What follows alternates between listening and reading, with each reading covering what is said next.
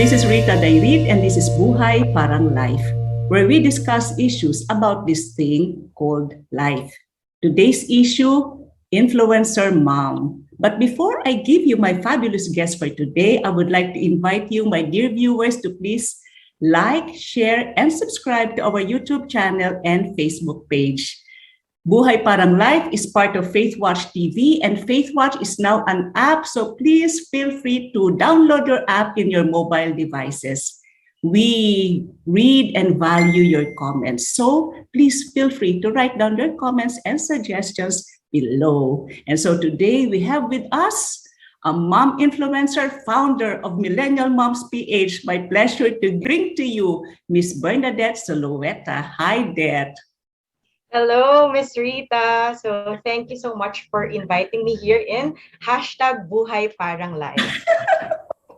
Nako, sa wakas no, Det, parang ang tagal na nating niluluto itong guesting mo sa Buhay Parang Life. Yes. I'm sorry for that. But yes, I'm so excited for this. And finally, we're able to do it. Of course, we know this is God's perfect time. Okay, so Det, let's talk about your group. How did you start becoming a mom influencer? You are a mother of 2 daughters. Yes. Okay, I'm a mom of 2. So I have a 6-year-old Bella and a 3-year-old Eliza. So I always say this, that I became a mom influencer by accident. So by accident. Okay. Yes, I neither dreamt of becoming one nor made it to be a goal to be one, because I'm really an introvert. So doing all these lives, events, it's really not me. But I think my passion made me one. So there. After giving birth to my first child in 2015, I realized that I need to do something else. So I realized my passion and purpose, and which is to be a mom and to help my fellow moms. Oh, so yun yung passion mo, to be a Yes. mom. So tapos na yung to be a mom. Now you want to help. So how did you start helping? When you say, I want to help, what was on your mind then? In 2015, hindi pa naman tayo Zoom noon eh. Hindi pa naman, it's online is already there, but not the way it is right now. So what did you think about paano ba? How can I help other moms? That's right. So deep inside my heart, back then in 2015, I long to do more in my new role as a mom. So ganun yung nasa mind ko. Parang I wanted to make a positive impact on the lives of my fellow moms. Why? Yes, dahil dito, ang hirap kasi maging mom. And I know that I'm not the only one needing and looking for help. So yun yung naisip ko. So as I was searching for online support groups back then in 2015, because I gave birth in July of 2015. So back then I was looking for support groups, and the only groups actually that I saw were advocacy based. So when I say advocacy based, they're breastfeeding group, right, baby bearing group, cloth diapering. And what I saw here is that when you're actually not practicing or promoting their advocacy, there are some moms who were often criticized, bashed, and worse, shamed. So mom shaming was a bit strong back then in 2015. Oh, so really? I saw the need for a more open support group. All right. And then, sige, yes, with your story. Yeah, so to address that mom shaming and the need for a more open support group, I created Millennial Moms PH, starting with my own friends. So, well, my goal back then was this group should be a group that is open to all moms, regardless of their parenting style or choices. So I wanted it to be a safe and respectable, or actually respectful and supportive space for moms. So it will help them to really appreciate the beauty of motherhood. Okay, so how many were you when you started? So you started with how many? You said you started with friends. Yes. My first IG post, so if this is the basis of some people, no, my first Instagram post only had 3 likes. So I practically started. It's actually a photo of me and 2 other moms attending a mom expo in Glorieta. Okay. So it's just that. So I really started with 0. Then it grew because I added my batchmates who are moms. Then my relatives who are also moms, my age. Then it grew because of word of mouth. They also added their friends. So now actually we're blessed because I have 50,000 on my Facebook page and 41,000 on the Instagram. But in 2015 Wow. we had zero. So we really started organically and grew organically. So what do you think made you very attractive? And when you say millennial moms, talagang for millennial ano ba ang millennial? Born between 1980s? Ano ba ang Actually, millennial moms? actually Oo. I'm in the older Older. millennial because I was born in 1984. But Because the younger ones would have been born.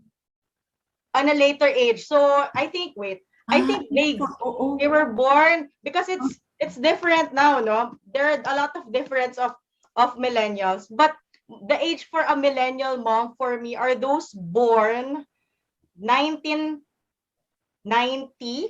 Mhm. to 1980s. So that's a 10 years. Yeah. Okay. So they're really young. So if you'll see the moms now are those who are first time moms or have children 5 years old and below. Oo, yung mga bata anak. So what do Yes. you think made your group attractive to the millennial mom? Sabi mo nga medyo ang bilis mag-grow, no? Yes, So right yes, now we yes. have 50,000 here and 41,000 there. Oh, what is making it attractive to the millennial moms? Well, maybe because it was actually pioneering in itself back then. In 2015, there are only a few groups, and this is the only group that is open to all. But I think as a mom myself also, starting it as my passion and not as a business, no other motives. Maybe I was able to understand the moms more. So I know that they're looking for someone who could empathize with them. So instead of doing the usual talks that other communities or other brands or other organizations do, I rebranded and innovated the usual learning talks and sessions and just made it as a mom meetup. Because these moms, they want someone to talk to, they want someone to relate So with. parang walang structure masyado. Is that what you're saying? That they're looking for something that is parang spontaneous ang ano? Actually, Miss Rita, it's really not spontaneous, but it's just the branding. So when I rebranded it as a meetup, they were not intimidated despite it having topics. So technically our gatherings is a gathering of moms where learning is essential and friendships are formed. So instead of, for example, saying it as we have a talk on positive discipline, I will just say we have a mom tribe meetup with featuring moms who practice positive discipline, and they would go there. So it's a matter of rebranding it Right, and the not making it branding. intimidating to the moms. Because you think if you say just positive parenting, that would be kind of intimidating, or maybe we would like to talk about breastfeeding, parang advocacy na yon. Yes, actually, I was so surprised because if I'll share with you our timeline. So back in 2015, I started it. Please share with us The your timeline. activities. In 2016, I even partnered with a bookstore where we can hold learning sessions. So our style was just the same as the other. So a talk on positive discipline or a talk on how to be a better parent. Then I saw that we had a problem getting attendees. So I was Pagka ganun lang, pagka atok yes. lang on, okay, because, bakit kaya? Okay, so what I noticed is that if there are experts, really experts on that field talking about a certain topic, they get intimidated. But when they think it's just a meetup, it changes the whole thing. So it's more emotional, more relatable, warm, and it will not judge you. Versus an expert saying that these are the right things that you should do. Versus a mom saying na, okay, this is our thing. So it's actually a matter of rebranding it to be more welcoming and warm to the moms. So talagang there are no experts in your gatherings? Is it just you and all the moms? Actually, I would get mom experts. So these are Pero moms hindi yun on, yung peg nung ano, you will yes, not say an expert in this field. yes, because sometimes I would hear moms, oh, you're saying that because you're not a mom. So I would get mom experts who have several kids who also Yes. experience what they're experiencing, and they think that that's more relatable.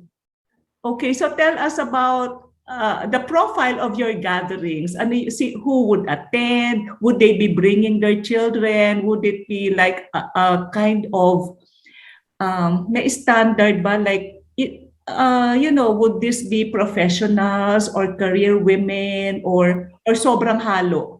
Or, from Okay, different strata of the society? yes. So I actually organized several mom events. So first is what we call the Mom Tribe Meetup. Actually, all events are in the form of a meetup, but that's just the brand. But technically, as I said, it's a learning session where friendships are formed. So how do we do it? So first, I organize Mom Tribe Meetups that promote the beauty of being a mother. Then second is project domestication talks, which promote the love for the work in the home. We even extend to calling them queens of their own homes. So that, yeah, so that they feel empowered, inspired to really manage their homes. Then we also have this hashtag family time, which promotes parent and child bonding. And the content creators get together because as you see, a lot of moms also want to be mom influencers. No? So Yes. here they promote, I actually promote authenticity, credibility, and truth in advertising. So how does our gatherings look like? No? So pre-pandemic, we would do a lot of on-ground events. But now, of course, all online for everyone's safety. But on ground, we would hold our events. We started very small. We would hold it in a restaurant, in a mall, then in a cafe. Then after a year, a big company, actually a big, how do you call that? Mall owner saw us, mall official saw us. So they offered to us their hotel. So we would hold our events in their hotel. That's for minimum of 70 moms to 100. That's the maximum. Then after that, they saw that we're attracting a lot of moms, and these moms would even bring their children, their husband. So they offered to us the mall atrium. So every month before the pandemic, for 2, 3 years, we've been doing it on ground. So how do you? It's also a mix of moms. So there are working moms, stay-at-home moms, employee moms, those working at home and Yes. working in the offices. So it's a mix. Maybe the only common ground there is that they're moms and they feel excited to learn about the topic. So if you'll see the ones who are attending our project domestication talks, these are the working moms. So they don't know how to manage their Yes. homes. They need help in meal planning. So yeah, we cater to different types of moms, but they're more based on Metro Manila and the nearby provinces. They have, as I said, they have younger children. But now I'm happy because we're able to reach even those based in the provinces, Luzon, Visayas, Mindanao. So I'm thankful for technology for that. Okay, so basically moms have basically the same challenges. But if I ask you, what are the toughest challenges that has been presented to you? What would be top of mind? Yes, Do actually, they share experiences. They're very open because nga of the branding of your group, no, parang it's just, meet up, us sharing. yes, actually, Miss Rita, I forgot to tell you something how it's different from a usual talk, right? So Okay. it's different because even if we have talks and even those are mom experts, after that we would group the moms. So I said we have 100 moms. I would group them into groups of 5 or to 10, and they share Okay. about it and they process what they learn. So that's Sila-sila where the lang. friendship comes and the sharing comes in. Do Yes. you have a facilitator for each group, like an expert facilitator, or it's just them? It's really not an expert facilitator, but I was actually able to tap mom leaders in the Of mom community. leaders, So I okay. delegate the task to them of processing. So I would form or train these mom leaders I would brief them of the program, of our goals, of the takeaways that the mom should reflect on after. Then that's how they lead the discussions. That's how we How do it. long? How long does your meetups last? 2 hours. 2 hours. That's actually, it's always 2 hours. We hold it usually at 2 p.m. to 4 p.m. 4 There's a p.m. break in Yes. between, but yes, it's So some of them, the kids would be in school, or would they be bringing their it's kids? Or always on a Saturday. always on a Saturday. So they have their kids with them. They have their kids with them. Some would bring, some would ask their husband to tour the child in the mall while we're having the learning session. All right. So back to my question. Top of mind when I ask you toughest challenges that has been shared in your meetups. Yes. So yeah, I had this opportunity to actually meet amazing moms who are experiencing difficult circumstances. So, for example, moms who raise their children alone. It's either the husband passed or something Oh, happened with the husband. So, I'm actually amazed on how they manage even the work. I mean, the work at the same time the online distance learning there. Then I also saw several moms who have very sick children, very so sick children. very sick, very sick, heart problems or even cancer. Then moms who have kids with special needs. But what struck me with these moms is that I've seen a lot of moms survive and thrive in these difficult circumstances. And there are even those who are very inspiring as they remain to be very holy, very hopeful, and some even started their own support groups. So So when I'm amazed. you mentioned they thrive in their circumstances, how exactly are they thriving in the midst of that difficult challenge that they are facing? You know, I'm following several mom content creators that their content actually focus on how they're surviving the everyday with their, for example, their sick children and Right. their sick child. So they would post about it, and they would even post prayers or how that situation made them better or how God is actually talking to them in that situation, which I find very amazing because, you know, some, I mean, maybe majority will just feel stressed and be Yes. sad of the situation. But these moms, you would see them sharing their story to actually maybe release what they're feeling, at the same time inspire others. So how has your exposure to different moms changed you as a person and as a mom? Maybe I can imagine at the start, before you even created Millennial Moms, you had your own ideas about parenting. Has the group, has the different women that you face, has they changed you, your perception of motherhood?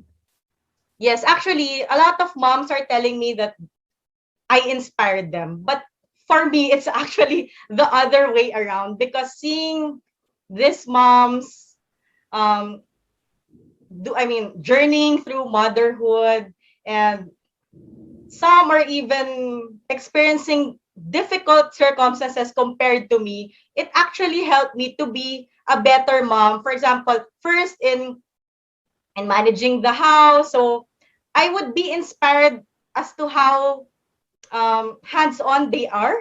So Yeah. I'm actually learning from them, because when I see that other moms are actually challenged as well with a certain situation, and they actually survived that situation, it helps me to say that, oh, that mom actually, in versus a competition, like nasasabihin na, ay, na-survive niya, kaya nakakaingit. Hindi, ito, na-serve niya, so kaya ko din. So it's very empowering for me to see them like that. And whenever I see moms starting very small, then now they're also a content creator and they know their purpose, they're passionate about what their chosen field, it pushes me and inspires me to do more and to So help more moms. you are saying you being a content creator has also helped other moms become content creators themselves. Yes. Well, and how does Yes. that feel? I, well, I actually feel very happy with that, because, you know, being an influencer or a content creator, it's really not about fame or money or getting products or being out there in social media, being known by a lot of people. It's not like that. But for me, it's about, I mean, influencing or inspiring a mom. So if she will tell me that mommy, that you inspire me, or I use this product, for example, and I'm very happy because it really helped me. Those are the things that fuel me. So those testimonials push me to do better and to make this work, or to make this even more helpful to them.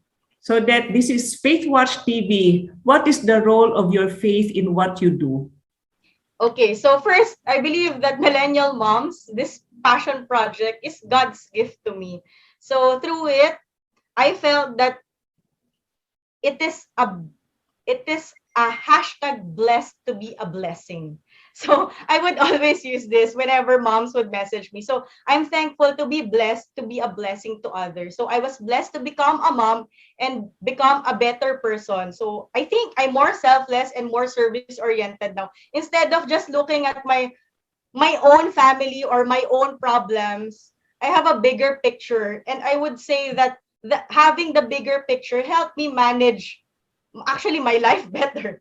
So second, I was blessed to have an opportunity to help other moms and bring them and their families closer to him. Being out there in social media, having several followers, I am very vocal when it comes to my faith. So I would even share quotes or short prayers on my feed or on IG stories. And I'm so happy when moms say that this is what I needed to hear, or this actually helped me process what they're experiencing now. So I'm thankful for that. And as a bonus, I will also say this, that it even provide me the extra income for me and for other moms as well, because I'm able to provide them income generating opportunities.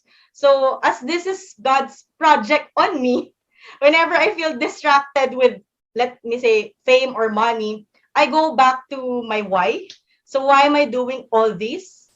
Because it's all for Him, all for God's glory. And I would see and feel that everything falls into its place, and I'm back on track again. Have you been bashed? Actually, I'm lucky that I haven't been bashed. So I Wala haven't been bashed. talaga. And if it Like, will happen, yes, Miss Rita, if it will happen, I think I would take it calmly, and I would process it, and maybe there's something there that would help me become a better person or better content creator. okay, so message to the members of the Millennial Moms PH.